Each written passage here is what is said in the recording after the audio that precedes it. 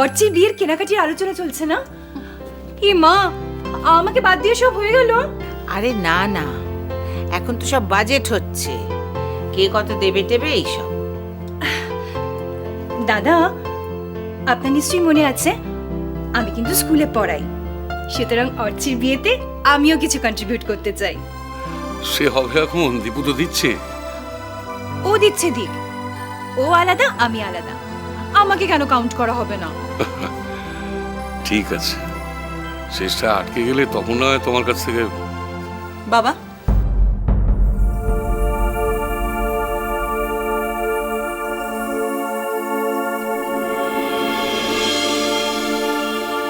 হ্যাঁ, আয় বস। আমি বসতে আসিনি, আমি তোমাকে ওই টাকার কথাটা মনে করে দিতে এলাম। কোন টাকাটা বলতো? বারে আমি তোমায় বলেছিলাম না আমি সামনের মাসে একটা কম্পিউটার কোর্সে ভর্তি হব।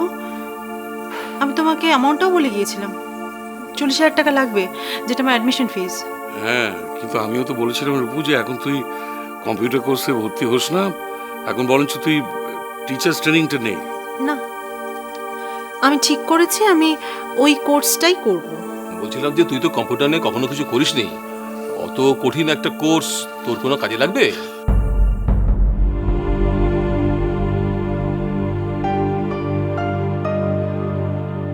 আর তাছাড়া তোর কাকিমাও বলছিল যে ওই টিচার্স ট্রেনিং কোর্সটা তুই যদি করে ফেলিস তাহলে ওর স্কুলে বেঁকে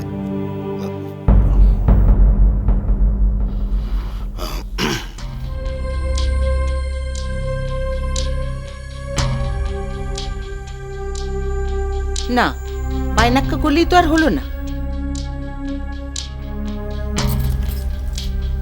আচ্ছা, 40,000 টাকা সে তো আর গাছ থেকে পড়বে না। আর ওটাই তো আর সব নয়, এরপরে মাসে মাসে টাকা দেওয়া রয়েছে, যাতায়াতের একটা খরচা রয়েছে।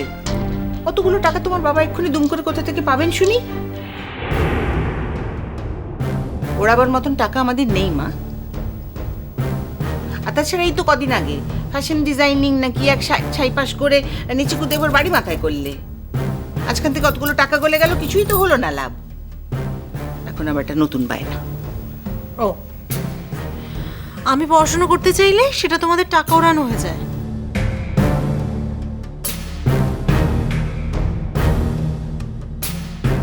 ছেলের বিয়েতে যখন বড়লোক মেয়ের সাথে পাল্লা দেওয়ার জন্য লাখ লাখ টাকা ওড়ানো হয়, তার বেলা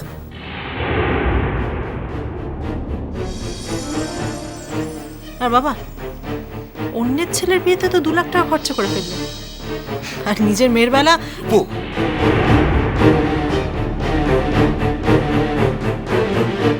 আচ্ছা আচ্ছা, ঠিক আছে ঠিক আছে, তুই যদি পড়তেই চাস একটা কোনো ব্যবস্থা করে দে।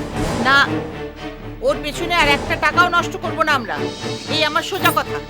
দরকার নেই মা, তোমাদেরকে আর একটা টাকাও নষ্ট করতে হবে না। এক কাজ করো, আমার বিয়ের গয়নাগুলো আমাকে দিয়ে দিও, সেই গয়নাগুলো বিক্রি করে আমি আমার পড়ার টাকাটা ঠিক জোগাড় করে নেবো। সেই গয়নাগুলো আটকে রেখেছো কেন তুমি? যদিও তোমাদেরকে বিশ্বাস নেই, যদিও সেই গয়নাগুলো তোমরা নতুন বউকে দিয়ে দিতেও পারো, তেলা মাথায় তেল দিতে তো তোমাদের জুড়ি মেলা ভার। কি ভাবছো বাবা তুমি?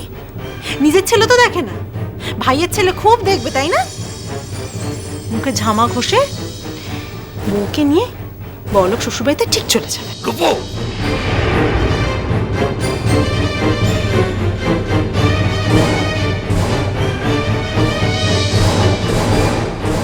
এক চড়ে তোমার সব কটি দাঁত আমি ফেলে দেবো।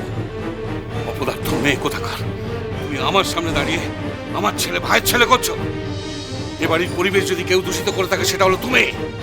নতুন বউ এলে যদি এ বাড়ি ছেড়ে চলে যায় তাহলে জানতে হবে সেটা তোমার জন্যে। তুমি কারোর সঙ্গে মানিয়ে চলতে পারো না। তোমার সভ্য মেয়ে কোথাকার। হ্যাঁ, আমি এক অসভ্য আর বাড়ির সবাই সভ্য।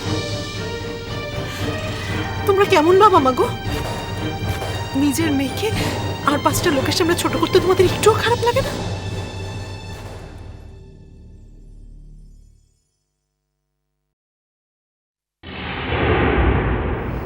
আমি চলে যাব, আমি এই মুহূর্তেই বাড়ি ছেড়ে চলে যাবো, আমি এক্ষুনি চলে যাবো। রূপু রূপু রূপু লক্ষ্মী মেয়ে আমার, কেন কান্নাকাটি করছিস? আচ্ছা আছি তো, আমরা সবাই আছি তো, পড়াশোনার ব্যবস্থা হবে খন, কান্নাকাটি করে না। ছেড়ে দাও, তোমরা ছেড়ে দাও, তোমাদের প্রত্যেককে আমার চেনা হয়ে গেছে, প্রত্যেককে। একটু থাকবো।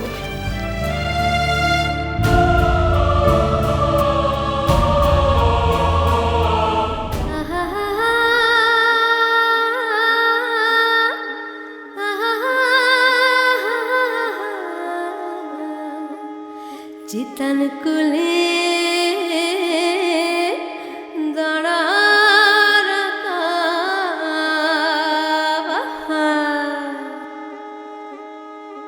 चितन कुली दड़ा रकब दड़ा और गोदो ये जुबे दिला से रोया ए नहीं আমরা একদম ঠিক সময় এসে আনছি বটে। মিলা সবে ভেঙেছে, এখন সব প্রদীপ ভাসাইবার লিগে নদীর পাড়ে যেছে। এখন কি আমরা নদীর পাড়ে যাব?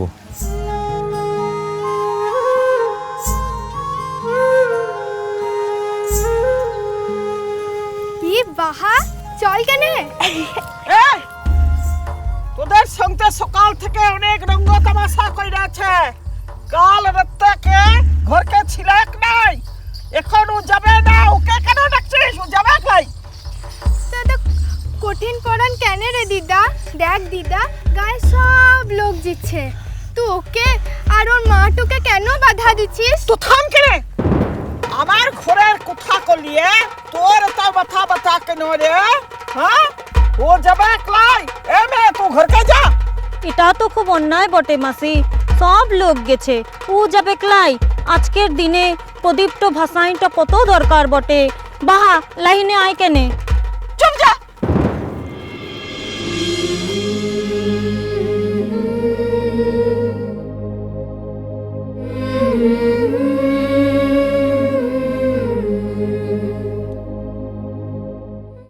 এ কঙ্কা,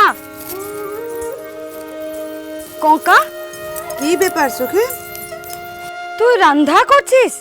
এখনো তুই রান্না করে? চল কেনে? কোথাকে? কোথাকে মানে? লদিকে যাবে কি তুই? সুখী, তুই রোজ রোজ আমাকে এক কথা কেন বলিস বলতো? আমি এসব পরবে থাকি? কেনে থাকিস না সেটাই তো বুঝি না। আমার কোথাতে নদীর ঘাটে তোকে যেতেই হবে। শুন সুখী, সে শহরের বাবুটাকে আজ খেতে বলেছি, তা তো রান্না করছি। শহরের বাবু তো এখনো আছে? কাল চলে যাবে। মানুষটা সত্যকামকে বাঁচান দিল, তার লেগে রান্না করছি। সত্যকামটা তাকে ভুল বুঝে আটকান রেখেছিল না। তো উঠ, তুই রাত কেনে? উঠ উঠ উঠ উঠ উঠ। কেনে কথা শুনিস না বলতো? আজ তুই আমার সঙ্গে যাবি, উঠ না। আরে শুন, আজ তোকে নদীর ঘাটে যেতেই হবে। প্রদীপটা ভাসাইন হয়ে গেলে তারপর তুই ঘরকে আসবি, আর তারপরে তুই বাবুর লেগে রান্না করবি। শুন সখী, আজ তোর কোনো কথা আমি শুনবো ক্লাই তো। চল। তুই তো জানিস গায়ের লোকেরা আমাকে দেখলে লানা কথা বলে, ওসব কথা শুনতে আমার ভালো লাগে না রে।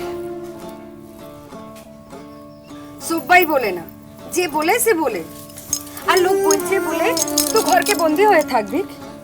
দেখ কঙ্কা, মেলাটা হয়েছে আর না, আজ একটু দিন তোকে যেতে হবে। তোর সঙ্গে আমি আর পারি না। চল না কেনে কঙ্কা, দেখ আজ মঙ্গলবার ফুলমণির বিহার মোনামনি হবে, কত মজা হবে, বাজনা বাজবে, লাচা গানা হবে, গায়ের একটু লোকও জীবার লেগে বাঁধ লাই, একটু ছাড়া। তোর বুড়ি মাটো পর্যন্ত যেছে। লক্ষ্মী বোনটা আমার, চল না কেনে, চল না।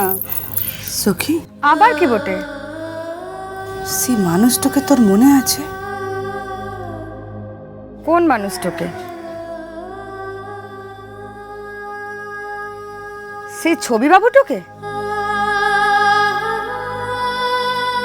আছে, দিনভর ছবি আঁকা নিয়ে থাকতো। তোর কত ছবি এঁকেছিল বটে। তারপর সিরাজটার কথাও মনে আছে কঙ্কা, তোকে আমি সাজায়ন দিলাম, তারপর ও ঘরকে পাঠালা। সেটা তোদের সোহাগ রাত ছিল বটে।